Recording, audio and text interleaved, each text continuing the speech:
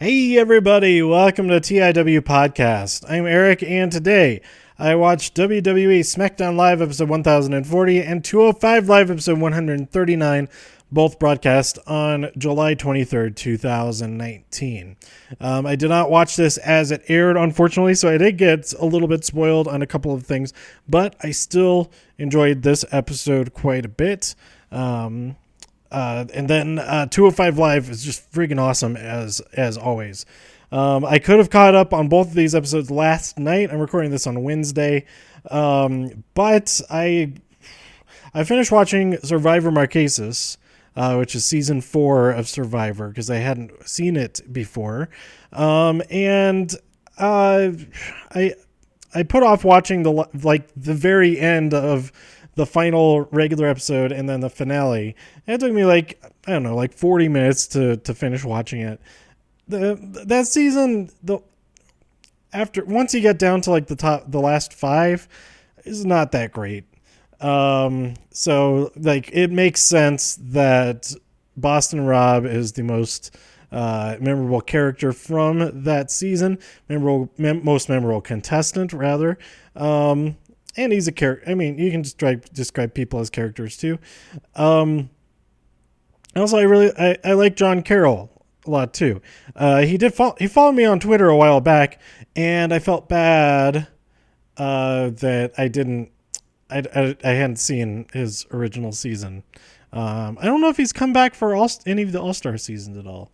He might not have, but. Anyway, actually, I think he may have been on All Stars. I can't. Oh gosh, my mic stand collapsed on me. Not on me, but like you know what I mean. I was gonna take a break to just adjust the microphone stand a little bit, and then I forgot to do that, and then it backfired.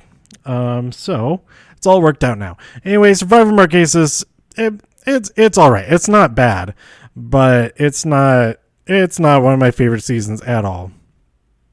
But after I watched that, I stayed right there in the CBS app and thought, you know what? I'm going to check out Love Island.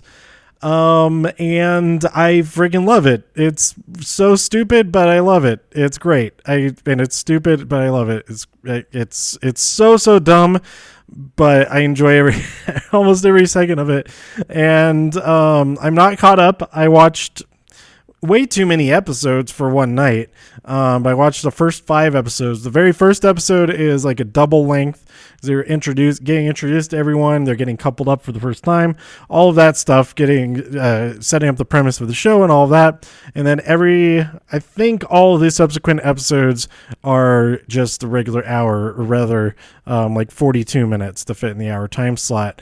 They might have more episodes that are longer, but they also have a live feed, which I have not checked out because to watch it would be a spoiler, and there might be stuff that I have no idea what's going on, so I'm not going to do that to myself. Same thing with Big Brother. They have the live feeds on the CBS All Access app as well. I think that's another great benefit because it used to be its own separate subscription for Big Brother. Like you'd subscribe just to Big Brother to get the live feeds. I never did that.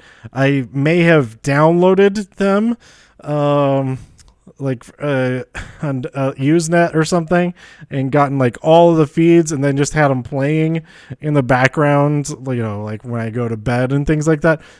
It's weird, but I really loved that one episode that they had in the winter. That season is so good.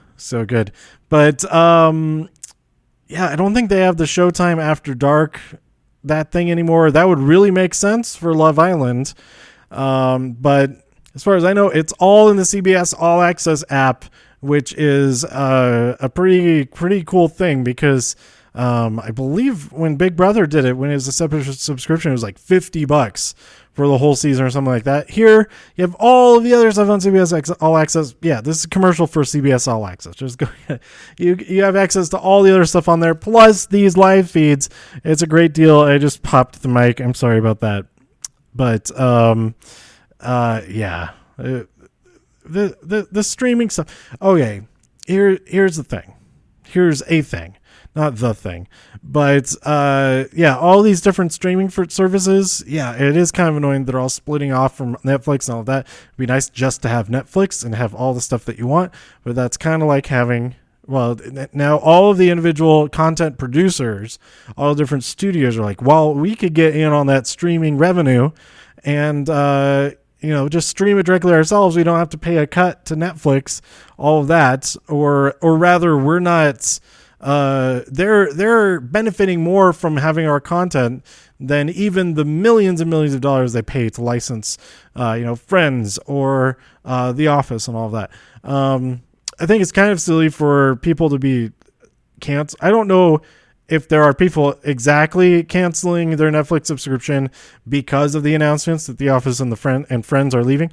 Office and the Friends, but they're not leaving for a while until next year. Like if you love having Netflix because of either of those shows or both of those shows, keep using it to watch those shows while you still have it. I don't know why the subscription numbers would drop because of those two announcements. So I don't know. Maybe it was more to do with the price increase, the recent price. It was rolled out in different areas of the world over time. So it all kind of culminated in quarter two, all that kind of stuff. I gotta be honest. I got some Netflix stock that was purchased before the quarter two earnings, and it dropped a lot. I was a little bit worried. Not as worried now because it's on its way back up. Wednesday was a pretty good day for Netflix stock, and I mean it's not back to where it was by any means. But it's finally headed back in it was like 3 or 4 days in a row. Oh, excuse me. 3 or 4 days in a row that was just like lower, like just freaking, oh my God. But anyway, I think it's back on track now, I hope. Hopefully it continues in that direction for a while. But anyway, Netflix, go subscribe. I'm subscribed. Like, I think Netflix is great, even though sometimes I don't use it like at all for like weeks, but then I get back to it and I'm like, oh yeah, there's all this great stuff that's on here that I can check out. What was the thing that I just watched? I watched Aziz Ansari Right Now, which is his new special, and it's pretty good. Although the sound mix, I got to get a new soundbar for my TV anyway, because no matter, like, at a certain point, no matter how loud I turn it up, it like doesn't actually increase in volume. I think it's just the acoustics of how the TV is set up and all of that it's all like going backwards instead of towards me. I don't know, but I need to get a new soundbar or speakers or something to improve that situation, because I don't know, it's a lot of shows like on Netflix, some stuff on DirecTV. It's like that's the point I was getting at. So all these different companies are like they're getting their own streaming services, like Disney, Time Warner with HBO Plus, or what is it? HBO. I think it's HBO Plus, whatever it's going to be called, that Friends will be on. Yeah, it's like, it's like we're paying just as much for like a cable, like someday it's all going to be packaged together and be like having cable again. Yeah, okay, fine. But all these services, a lot of these services have like so much more than just a cable subscription would have. For example, the CBS stuff, all the 24-hour a day live feeds from Big Brother and Love Island. That is another thing that I like about Love Island, that it's shot and edited a lot like Big Brother. At least is what I can remember of Big Brother. I haven't watched it in a long time. I started watching last season, or maybe it was the Celebrity Big Brother season that was during this winter. I feel, yeah, it is pretty similar, but I don't think it's the same production company. I don't know. Maybe it is. Maybe Endemol did grab that brass ring to bring Love Island over to the United States, because I think it's ITV Productions that produced the original United Kingdom Love Islands. From what I don't know. I did like very brief research, and that's what I can remember from it. And that none of that matters at all. Why am I still talking about all this other weird stuff? Just because why I didn't watch SmackDown live as it aired, and why I didn't catch up on it last night instead of finally watching it today. Okay, so this episode of SmackDown, it was pretty good, although it did open up with Shane McMahon. He accepts Kevin Owens' challenge and then sets up a match between Kevin Owens and Roman Reigns for the main event tonight. But the special referee will be Drew McIntyre, the special timekeeper will be Elias, and the special guest announcer will be Shane McMahon. So, that's not an issue at all. That's not a conflict of interest in any way whatsoever. Some weird stuff on commentary. For whatever reason, Corey Graves was not there. So his replacement was Xavier Woods and Big E. Then we had Byron Saxton. His father has passed away recently. My condolences to him. But he was not present at this show. So his replacement was David Otunga, and then Tom Phillips was there holding it down.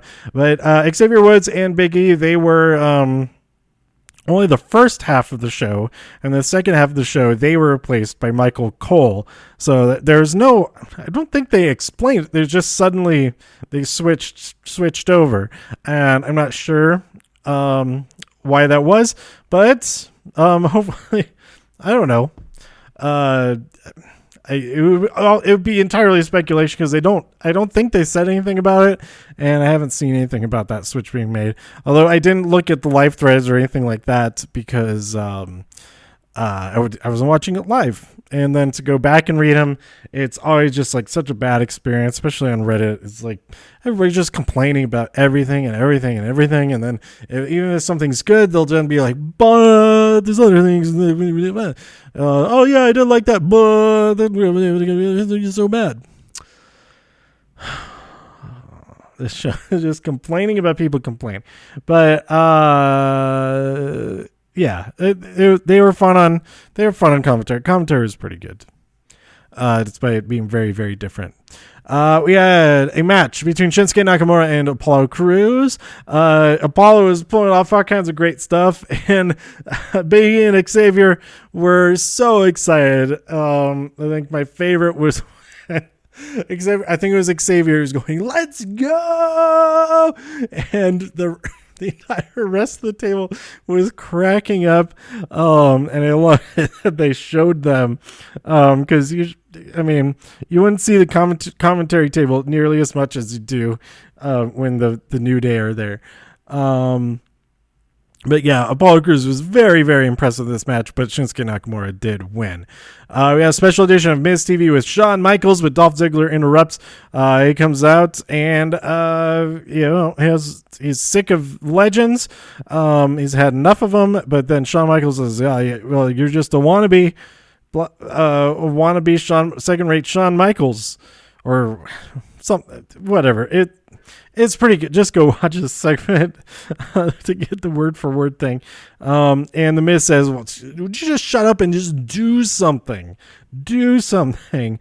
And so I think it was Dolph Ziggler went to hit Shawn Michaels, but Shawn Michaels ducked. And so he hit The Miz. And so then The Miz punched Dolph Ziggler, and then Dolph Ziggler hit Shawn Michaels with a super kick. So it was a pretty exciting exchange there. So we'll see what comes of that. Then we had Charlotte versus Ember Moon, which was interrupted very early on by Bayley coming out. The distraction was enough for Ember to get a roll-up and a win. But then as they're celebrating outside, Ember throws Bayley into the ring, where she gets kicked in the back of the head. Oh, it was pretty good. She gets kicked in the back of the head by Charlotte. So when I start to laugh, a little bit. Then it like I have this cough for a little bit, and the laugh makes you start to cough, and then the cough turns to more of the laugh. Anyway, so that's what's happening there. If you're confused, like what is that weird, where this weird laughing coughing sound he's making. Anyway, Bailey gets kicked in the back of the head. Charlotte gets hit by an eclipse, and then Bailey also gets hit by an eclipse, and Ember Moon looks pretty ready to take on Bailey at SummerSlam. Kofi Kingston. Oh, I'm so peeking the mic right now, aren't I? Kofi Kingston challenges Randy Orton to the match at SummerSlam, and Randy accepts. At this point, Michael Cole joins commentary, maybe so that there wasn't a conflict of interest having a New Day out there on commentary while Kofi had a match versus Samoa Joe. The match is interrupted by an attempted RKO by Randall K. Orton. What? Oh, why did I say his name like that? It's so stupid. So that he did not hit the move, but it did result in disqualification. And Randall K. Orton, Randy hit the RKO on Joe, and then Kofi hit the Trouble in Paradise on Randy. I am really excited to see Kofi Kingston versus Randy Orton. That's going to be really good, I think. Finn Balor, he challenges Bray Wyatt. Then a special episode of Firefly Funhouse begins as Bray says that Finn is so brave, and he really likes him. He admires him. But the Fiend isn't a big fan, despite how many times they tell him how super duper Finn Balor is. So the Fiend does accept the challenge. And so we'll see that there at SummerSlam. Charlotte calls everything a slap in the face. Every single thing that happens is a slap in the face, except she didn't get literally slapped in the face. She could have said that was a slap in the face too. But she demands a match at SummerSlam. So we'll see who the speculation is that like some of the conversation online was like, oh, obviously this is who she was referring to. Like she doesn't drop any hints as to who she wants to fight or anything like that. I thought, I don't know, but anyway, a lot of people like talking like, oh, you were just watching the show, huh? Like, oh, stop being such dicks. Anyway, yeah, I didn't pick up on who she was challenging. If I did, it would have been because I read people talking about that being speculation anyway. That would be Charlotte Flair versus Trish Stratus, which would be a pretty cool match to see in person. But maybe give us a nice surprise Sasha Banks return there.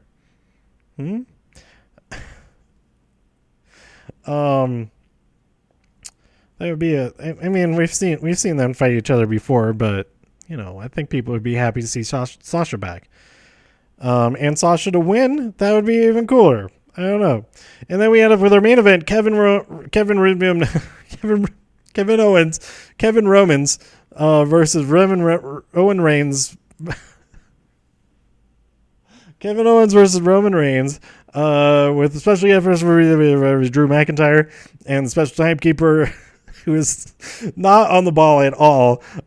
Elias, he's just like chilling next to the bell, and then like 5 seconds after the camera cuts to him, and the ref has already called for the ref calls for the bell. The camera cuts to over the shoulder of Elias. I just love it how much he's just like chilling there, and it's like, okay, I guess. Ding, ding, ding. And Michael Cole's like, I think you need some work on that. Oh, I like that too much. I don't know. But they very quickly turn on Drew McIntyre, who keeps trying to break them up. Where like they're locked up into the corner. He like gets in between them and then pushes them apart. It does that 2 times, and they're like, okay, this is dumb. Let's beat the crap out of him. For a moment, Roman Reigns gets the full force of the trio, but Kevin Owens gets back into the action, and he ends up hitting Shane McMahon with 2 stunners. The second with a nice little Roman Reigns encouragement, and we end the night with Kevin Owens standing tall in the ring. The match is going to be him and Shane McMahon. Kevin Owens will quit if he loses. Shane McMahon will just continue being the worst if he loses or wins. Either way, he'll just be awful. So we'll see what happens there. But yeah, I enjoyed this episode. Nothing that was crazy. I'd say the best wrestling, the most impressive wrestling of this episode is in that Shinsuke Nakamura versus Apollo Crews match. Go check that out. That was really cool. And there was some good stuff in the Kofi versus Joe match, especially after I enjoyed that match as well. But otherwise, there was a lot more story in this episode than wrestling. But that's okay. That's okay. It was still entertaining, I thought. And then we head over to 205 Live as to 139. We find out that Drake Maverick will challenge. He will fight Mike Kanellis in an unsanctioned match next week. And I am super excited for that. And you know what? If this package that I'm planning on getting tomorrow, hopefully getting tomorrow, does arrive, then I'm going to stay out on the road for an extra couple days and go in. I want to go see this match in person. Damn it. It would be awesome to see this match in person. So I just might go out there to just for this match. Because I'm going to be like halfway there already in Dallas, Arlington, more specifically this weekend for Galactic Swag Expo, selling my stuff. But then again, maybe I should look at flights. Flights to, if that's in it's in Memphis. Raw is in Little Rock. No, I'll just watch on TV. That's too much driving. I'm gonna come home. I want to be home. But anyway, I was actually considering driving another 1,000 miles or so, just to see Drake Maverick versus Mike Kanellis. That's how interested in Drake Maverick that I am. But that will be really cool. 205 Live is just always awesome anyway. Raul Mendoza and making his appearance from 205 Live teams with his they're cousins. They are cousins. Yes. No. Yes. I think so. Humberto Carrillo, who is a 205 Live roster member, they go up against Lucha House Party. Metalik and Kalisto are the ones that were in the match there. Lince Dorado being the odd man out. The odd man out. Humberto Carrillo gets the win and pins Gran Metalik after some great running of interference by Raul Mendoza and that great corkscrew moonsault, whatever that move is called, by Humberto to get the win.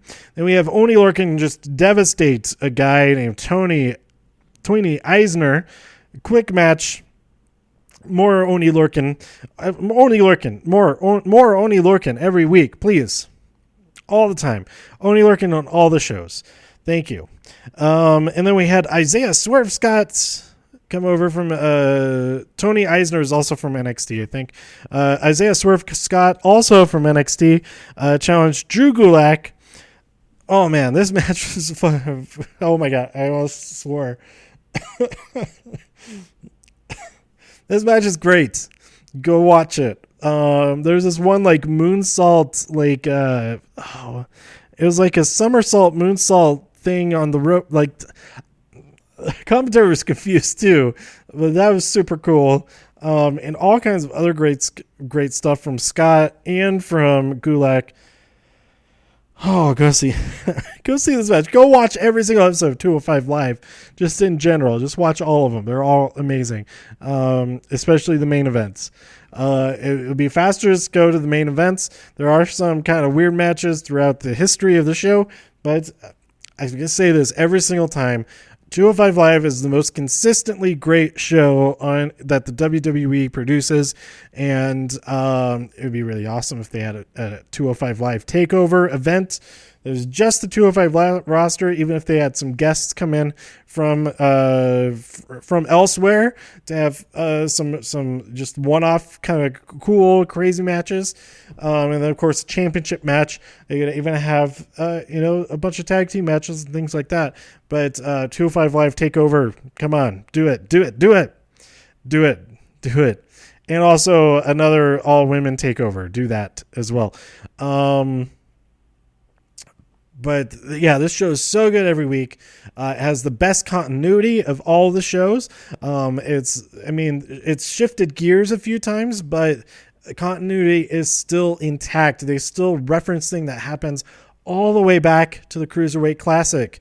And it's so good because, like, not just because of that, but that adds another layer of awesomeness to it. And just go watch it. Go watch it. Come on, please go watch it. 205 Live. It's awesome. So yeah, I think that's all I wanted to say about all of this week's episode. There was the news that came out today that AEW will start their weekly show October 2nd, Wednesday, October 2nd. Their weekly show will be on Wednesdays. The first show will be in Washington, D.C. It would be really awesome to go to that show, but that week is also the same week as Fox's or SmackDown's first show on Fox that Friday, October 4th. And then Hell in a Cell is October 6th in Sacramento. That first SmackDown on Fox is at the Staples Center. So that's the exact opposite side of the country. It'd be kind of crazy to go to both sides of the country in 1 week to go to just a bunch of wrestling shows. Instead, it'll just be crazy to go to one side of the country to go to a bunch of wrestling shows, because I am planning on going to that SmackDown and Hell in a Cell, and probably, depending on where it is, it's probably going to be in like Fresno or something. That episode of Raw following Hell in a Cell. Because Hell in a Cell is in Sacramento. They already had Raw just last month. Raw was in San Jose. So I don't think they would have Raw there again. But maybe not. Maybe they would. I like that arena a lot. And the area, all of that. I would enjoy another trip out there to check them out there. But yeah, so that is pretty cool news. I am getting pretty excited about All Out. I've not been following really any of the storylines or anything like that. I just, it's kind of nice to have shows that you go to that you just go there to enjoy the matches. You're not really worried about the story and all that kind of stuff. But yeah, I don't know. I'm excited. It's gonna be fun. That's it for right now. Maybe I will go all the way out to Memphis, Tennessee,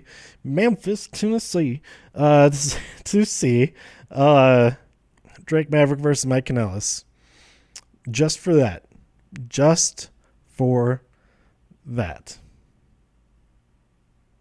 That'd be crazy. Anyway, that's it. Let me know what you thought about this week's SmackDown on 205 Live by tweeting me at TIW Podcast. Go to TIWpodcast.com for more reviews. If you enjoyed this episode of the site, please share some links with friends. Subscribe